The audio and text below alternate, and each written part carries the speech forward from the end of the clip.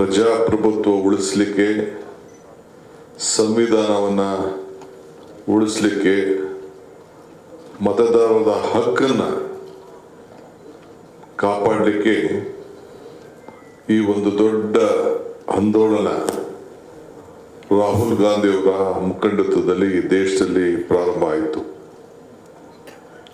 ಮಹದೇವಪುರ ವಿಧಾನಸಭಾ ಕ್ಷೇತ್ರದಲ್ಲಿ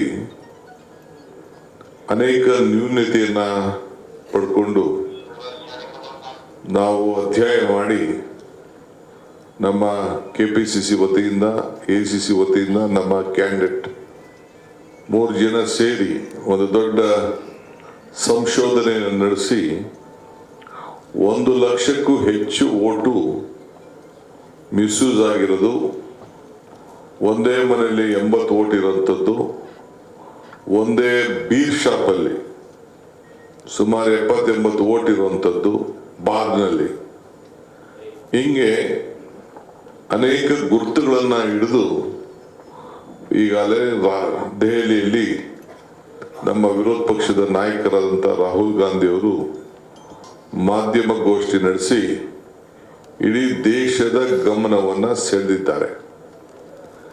ಈ ಮಧ್ಯದಲ್ಲಿ ಬೆಂಗಳೂರಿಗೆ ಬಂದು ಫ್ರೀಡಂ ಪಾರ್ಕ್ ಅಲ್ಲಿ ACC ಅಧ್ಯಕ್ಷರಂತ ರಾಹುಲ್ ಗಾಂಧಿ ಅವರು, ಇದು ಮಲ್ಲಿಕಾರ್ಜುನ್ ಖರ್ಗೆ ಸಾಹೇಬರು, ವಿರೋಧ ಪಕ್ಷದ ನಾಯಕರಂತ ರಾಹುಲ್ ಗಾಂಧಿ ಅವರು ಮತ್ತು ನಮ್ಮ ಮುಖ್ಯಮಂತ್ರಿಗಳು ಇಲ್ಲಿಗೆ ಬಂದು ಏನು ನಡೆದಿದೆ ಅನ್ನೋದನ್ನು ಕೂಡ ಬಿಚ್ಚಿ ಇಲ್ಲಿಂದ ಒಂದು ದೊಡ್ಡ ಆಂದೋಲನದ ರೀತಿ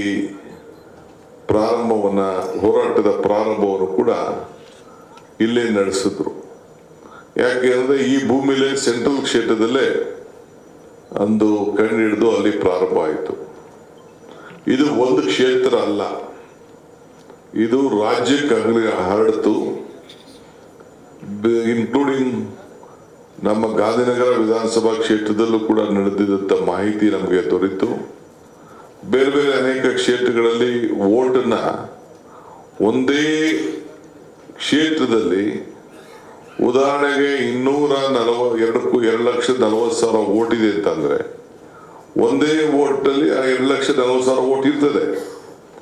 ಆದರೆ ಕೆಲವು ವೋಟ್ ಪಕ್ಕದ ಬೂತು, ಇನ್ನೊಂದು ಬೂತು ಎಲ್ಲ ಶಿಫ್ಟ್ ಮಾಡಿಬಿಟ್ಟು ಮತದಾರರು ಯಾರು ಅಲ್ಪಸಂಖ್ಯಾತರು, ಪರಿಶಿಷ್ಟ ಪರಿಶಿಷ್ಟ ಹಿಂದುಳಿದವರು ಯಾರು ಕಾಂಗ್ರೆಸ್ ವೋಟ್ ಹಾಕ್ತಾರೆ ಅನ್ನೋದನ್ನ ಅವರ ಹೆಸರನ್ನ ಗುರುತು ಮಾಡಿ ಆ ವೋಟನ್ನ ಶಿಫ್ಟ್ ಮಾಡಿ, ಅದು ಕೂಡ ಒಂದು ದೊಡ್ಡ ಅನ್ಯಾಯವಾಗೋದನ್ನು ಕೂಡ ನಾವು ಗಮನವನ್ನ ಸೆಳೆದಿದ್ದೇವೆ.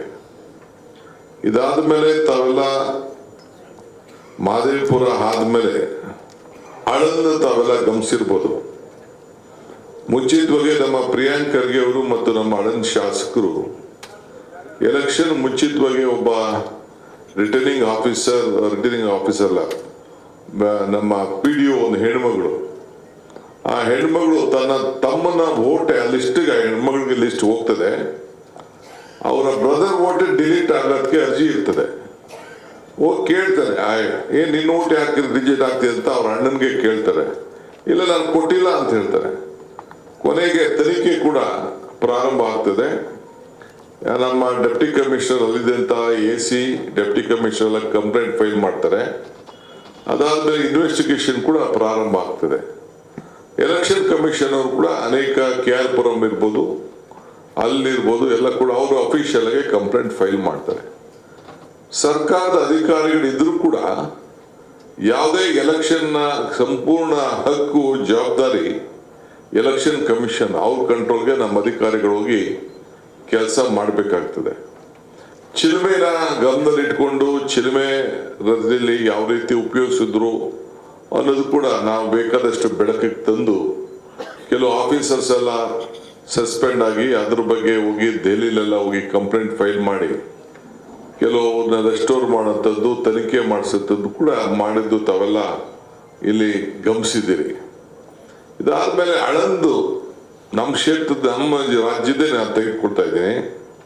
ಅಲ್ಲಿ ಆಳಂದಲ್ಲಿ ಡಿಲಿಷನ್ ಆಫ್ ವೋಟ್ಸ್ ಸುಮಾರು ಬೆಳಗಿನ ಜಾವ 4 ಗಂಟೆಗೆ ಅಲ್ಲಿ ವೋಟರ್ ಲಿಸ್ಟಲ್ಲಿ ವೋಟು ತೆಗೆದು ಬಿಡ್ತಾರೆ.